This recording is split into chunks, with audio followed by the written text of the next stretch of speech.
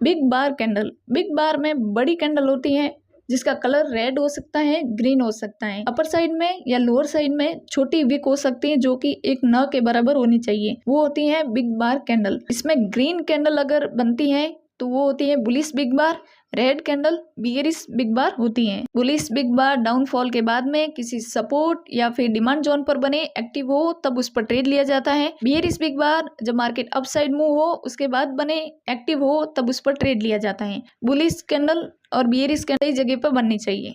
Entry और SL क्या होगा? बुलिश बिग बार कैंडल का जो लो होगा, जो उसका ओपन ही होता है, वो होगा एसएल और उसका हाई और क्लोज सेम है, वहाँ होगी एंट्री। बियरिश बिग बार के अंदर जो ओपन होगा या जो हाई होगा वो होगा एसएल और जो क्लोज होगा या लो होगी वो होगी हमारी एंट्री। यह एक बहुत बड़ी कैंडल है, इसलिए अगर हम इसके बेस पे एंट्री लेते हैं तो हमारा एसएल बहुत बड़ा बनेगा।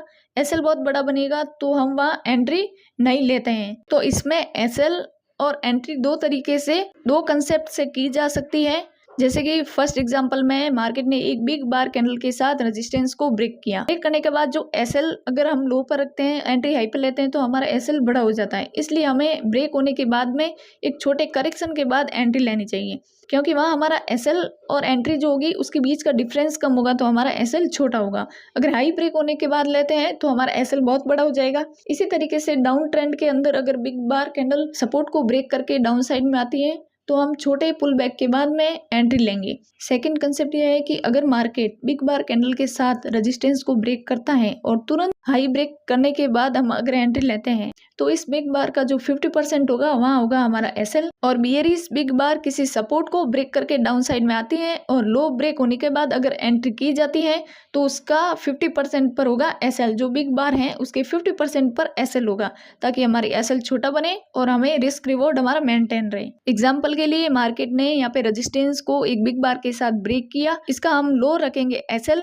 क्योंकि यहाँ पे हम रीटेस्ट पर एंट्री कर रहे हैं और एक अपसाइड मूव मिला। यहाँ मार्केट ने बिग बार के साथ एक रेंज का ब्रेकडाउन किया, रीटेस्ट पर एंट्री होगी और इसका जो हाई होगा वो होगा एसएल। यहाँ भी मार्केट ने एक रेंज का ब्रेकडाउन किया है बिग बार कैंडल के साथ, रीटेस्ट पर होगी हमारी एंट्री और इसका जो हाई होगा इस कैंडल का, जो कैंडल ने ब्रेकडाउन किया है वहां पर होगा एसएल। यहाँ मार्केट ने सीधा हाई को ब्रेक करते हुए ऊपर गया है तो इस कैंडल छोटी है, कैंडल छोटी हो जाने की वजह से इसका जो लो होगा या जो ओपन होगा वही एसएल होगा। हाई के ब्रेक होने पर हम एंट्री ले सकते हैं।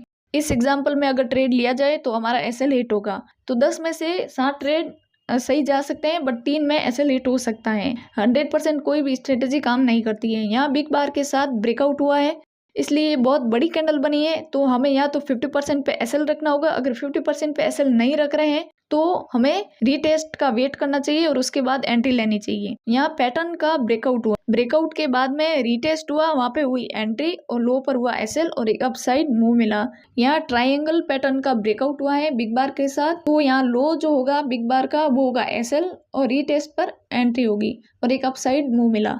यहाँ रेजिस्टेंस का ब्रेकआउट हुआ है बिग बार कैंडल के साथ में, या तो इसका लो होगा एसएल या 50% पर एसएल लगेंगे। अगर हाई ब्रेक होने के तुरंत एंट्री ली जाती है तो 50% पर एसएल होगा। अगर रीटेस्ट के बाद एंट्री ली जाती है तो जो कैंडल का लो है बिग बार का वो एसएल होगा। यहाँ मार्केट ने एक सपोर्ट को ब्रेक किया और इस बिग बार के हाई पर होगा एसएल और रीटेस्ट के बाद में एंट्री ली जाती है। बहुत बड़ी कैंडल बनती है तो उसका 50% एसएल रखें या रीटेस्ट पर एंट्री लें। ये 2 पॉइंट इंपॉर्टेंट है इस स्ट्रेटेजी पर काम करने के लिए। बाकी मैंने कई सारे एग्जांपल इसमें ऐड किए हैं, तो आप इनको देखें, बार बार प्रैक्टिस करें, समझें और बैक टेस्ट करें। छोटी छोटी क्वांटिटी के साथ इस स्ट्रेटेजी पर ट्रेड लें और अगर आपको कॉन्फिडेंस आता है तो आप प्रॉपर ट्रेड ले सकते हैं। ये सही जगह पे बननी चाहिए और एक्टिव होनी चाहिए। उसके बाद अगर आपका रिस्क रिवॉर्ड सही बैठता है, एसएल छोटा बनता है, उसके बाद ही ट्रेड प्लान करें। ज्यादातर इस कैंडल पर एंट्री रीटेस्ट के बाद ही ली जाती है ताकि हमारी स्टॉप लॉस छोटा हो। इस कैंडलस्टिक पैटर्न पर हमें डेली ट्रेड नहीं मिलेंगे क्योंकि ये बहुत रेयर कैंडलस्टिक पैटर्न है। ये कभी कभार ही इस पर ट्रेड मिलते हैं। जब भी चार्ट पर ये क्रिएट होता है पैटर्न तो इसका एनालिसिस जरूर करें। इसका जो फर्स्ट और सेकंड पॉइंट है वो बहुत इंपॉर्टेंट है। अगर बिग बार कैंडल बड़ी है तो उस पर रीटेस्ट पर एंट्री लें और एसएल उस बिग बार का लो होगा। हाई ब्रेक होने पर ही अगर एंट्री ले रहे हैं तो एसएल जो होता है वो बड़ा हो जाएगा, इसलिए बिग बार का 50% पर एसएल रखें। फुल ग्रीन और रेड कैंडल लेकिन स्मॉल विक हो, बाकी टाइम फ्रेम और सेगमेंट है, तो इसको जरूर अप्लाई करें और अपना एक्सपीरियंस कमेंट में शेयर करें। धन्यवाद।